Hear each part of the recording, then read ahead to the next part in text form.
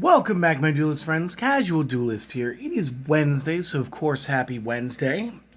I've got kind of a special deck for you guys today, and special for a couple reasons. Number one, it's Exodia. Two, we just got the Infinite Forbidden, so this is going to be using all the new cards with the Millennium stuff. No, this isn't a fully original build. Yes, I borrowed some ideas from some other players. I did talk and kind of workshop this locally as well.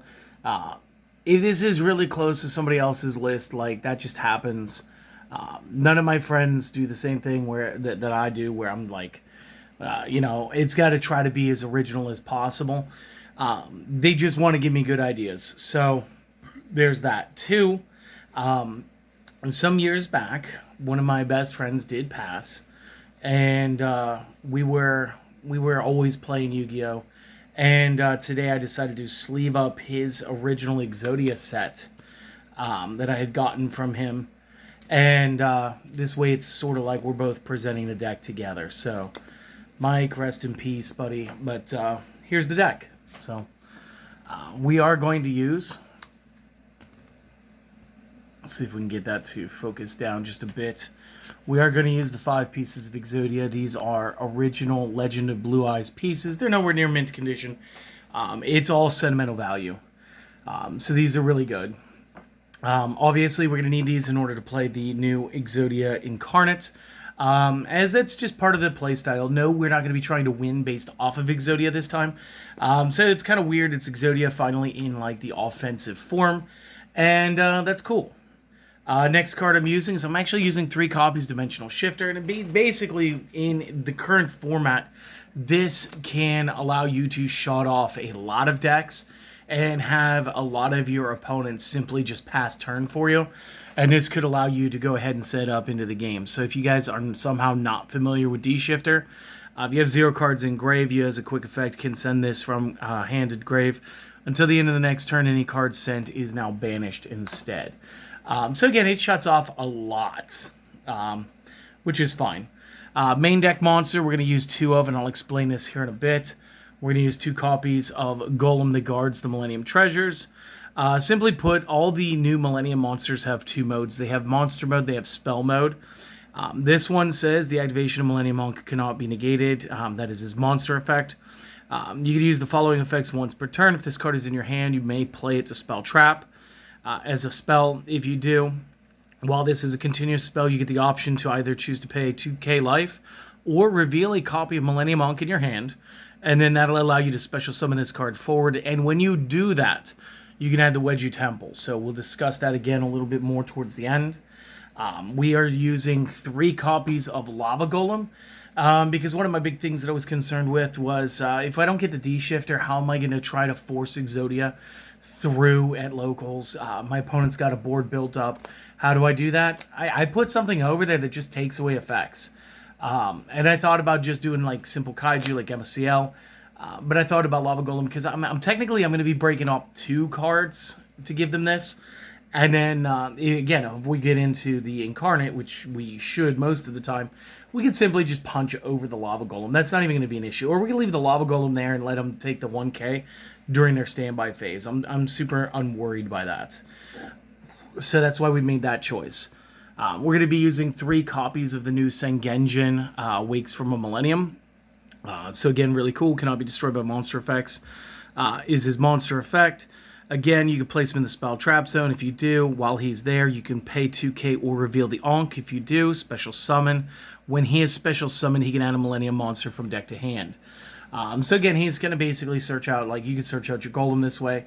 And then additionally, this will get you your Temple. One card I did not pull, but my cards dealer was good enough to have for me. 3 copies, the Shield of Millennium Dynasty. This one cannot be destroyed by spell trap effects as a monster. When placed in the spell zone, it can be special summoned for 2k life or the reveal of an Ankh.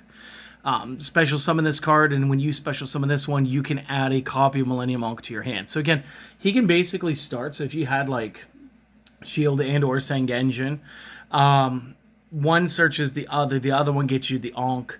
And then like if you had Golem too, then you could also set up with your Temple. It would not be that bad. Spells, I'm using one Called by the Grave to try to skirt the hand trap. I'm using a copy of Harpy's Feather Duster because I want to take out back row. And I'm using 3 different rarities of Millennium Monk because this is weird. Like, okay, so my friend got me the sneak peek one, the secret rare one, and I pulled the QCR. So this is cool. We're going to use the QCR though because it's cool. The way this works, you get to show 5 Forbidden 1 monsters from hand, deck, or face up on the field to special summon your Unstoppable Incarnate from the extra deck.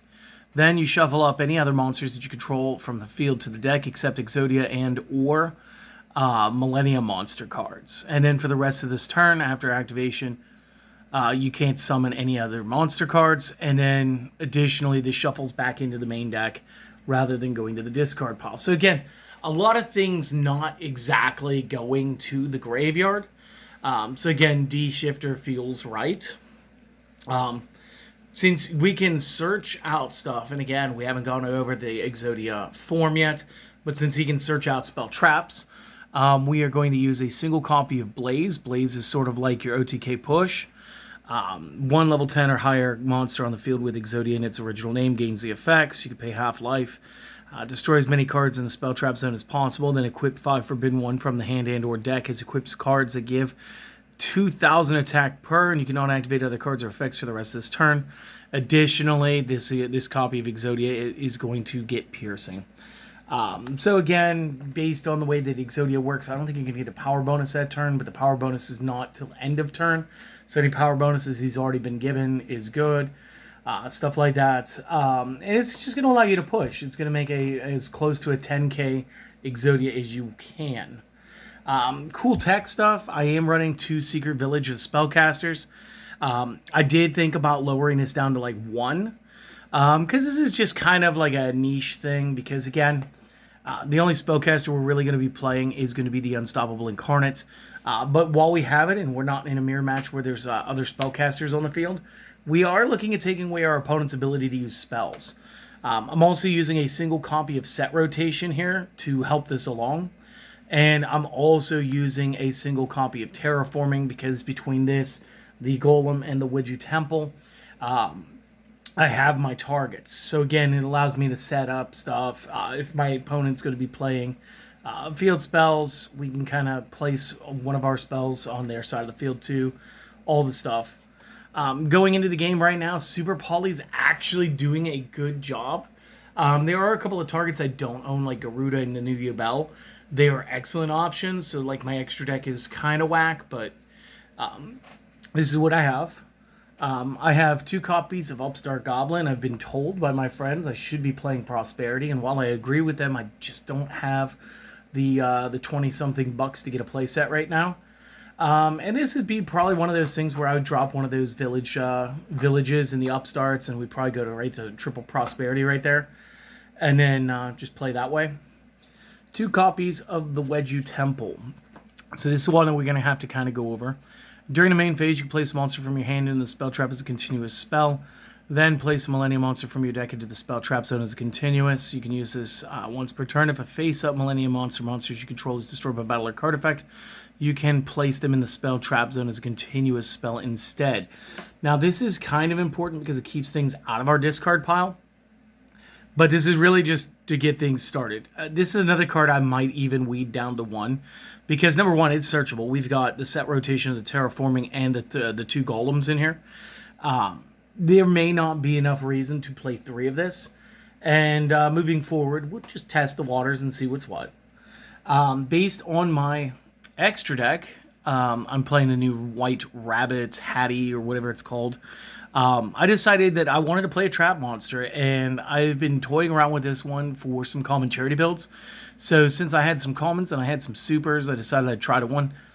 The way this works, you can special summon it as an effect monster. It's a 4-star 18 by 18 fairy. It's still considered to be a trap. Once per turn, when your opponent would special summon a monsters while this is in the monster zone, I can send this card to the graveyard because it's going to be my only continuous trap monster. And negate the summon, and if I do, destroy the cards. When this is in the monster zone, is destroyed by battle, I can also just destroy the monster that destroyed it. So either way, it's plinking some value. It is semi-searchable with the extra deck. due to, and I'm just going to give you guys the correct name real quick, Hat Rabbit. It's one of the new illusion monsters. It's one of the secret rares out of the set, and I just kind of wanted to play it because it is sort of generic, but I love the fact that I get to play something that kind of reminds me of a weeping angel from Doctor Who. So that said, we are going to use one copy of the new trap Exodia Fires of Rage. This is always going to be treated as not only an Exodia, but also an Obliterate card for search purposes. If you control a level 10 or higher Exodia monster, destroy all cards your opponent controls. If this card is in the graveyard, except the turn it was sent there, you may banish it to activate one of the following. You can add a Forbidden 1 from deck or grave to hand, or shuffle up to 5 Forbidden 1 from the grave and or banishment back into the deck. So when you're playing generic Exodia builds, this is actually going to be really cool, and I love to see stuff like this. But again, it's going to allow us to be searched and then also blow up a bunch of stuff, really allowing Exodia to get in there directly. We're also going to go back to the Legendary decks too, and we're going to grab a copy of Obliterate. This trap says you can target one monster on the field, send one Forbidden 1 or Exodia from hand or deck to grave. If due, return target to hand. So this is basically a trampoline. We're going to bounce things as we see fit. It's basically a continuous compulsory evacuation device that we get to use. You can target one Forbidden 1 monster or Exodia in graveyard, add to hand. If this is sent from the spell trap to the graveyard. And you can only use one effect per turn and only once that turn. So it's not bad. It's a spicy one-of. And then because they did my boys bad with Subterror, there can only be one is down to 1. But this is actually a really great floodgate option. A lot of our types are rainbowed out. And this is really going to help us against getting the swarm. So 40 card main deck. Real quick, take the photo or pause plus notes. And I'll be back with my sort of half-done extra deck. So just a moment, my friends. Alright, so we are back. It's going to hit the extra deck. Now, only 5 of these are, like, needed. So first up, and again, we could probably trim this down to 2. We are going to be using 3 copies Unstoppable Exodia Incarnate. And the effect here is going to be that it is 5 Forbidden 1 monsters, cannot be destroyed by opponent's card effects. Once per turn, if this card battles during damage calculation, you can make this card gain attack equal to your life points. It does not say till end of turn. This is a permanent buff. Once per turn, when a spell or trap is activated, or effect, sorry, doesn't say spell or trap or effect. I guess that could be a monster effect as well. Maybe not. Maybe it's a spell trap card or a spell trap effect, which would make more sense based on the wording.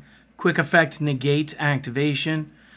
Last effect, once per turn during the end phase, set 1 Exodia or Obliterate. Spell trap from the deck, once per turn during your standby phase, you will lose 1,000 life points. Now, I need you to understand, this does not say once per turn during your end phase, the end phase. This is going to count mine and my opponent's end phase. And again, this is what really lets us sack up for the win. I'm using 2 links in this, just in case I do get the opportunity. I can play an access code talker. And I am going to play my Hat Rabbit. And I'm going to go over this one because, again, this is kind of new. This is really awesome. And this is another illusion. And this is going to help us, like I said, with the Azarin. So it's any 2 effect monsters. Again, beautifully generic. It's an illusion. So like all illusions, if it battles a monster, neither can be destroyed by battle. It does have 1,500 attack. It's not going to prevent any damage from us the way that other illusions can, since they'll have a defense position. We will take full damage. If this card is link summoned, you can set 1 continuous trap from the deck with an effect that special summons itself as a monster, and it cannot be used as link material this turn. This card. So again, that lets us search and place the Azarin, making the one-of very searchable. And then, let's see where it is. If a card in the spell trap is summoned to a monster zone, except during the damage step, you can target a spell trap the opponent controls and destroy it. So again, it just sort of gives us a little pop 1, which can allow us a little bit of safety as we go into a bigger play. The rest of my extra deck is just goofy targets. So I have Chimera Tech. I don't think Cyber Dragon's doing anything right now. It's just like what I had. Super poly target, I'm using Cordius, the Triphasic Demon. Because you can take a Synchro Xyz and a Link at the same time. There are a couple of decks that are capable of this. Still not an optimal choice. Something that is a good choice is going to be Earth Golem at Ignister. Again, I'd probably play like 2 to 3 of this normally.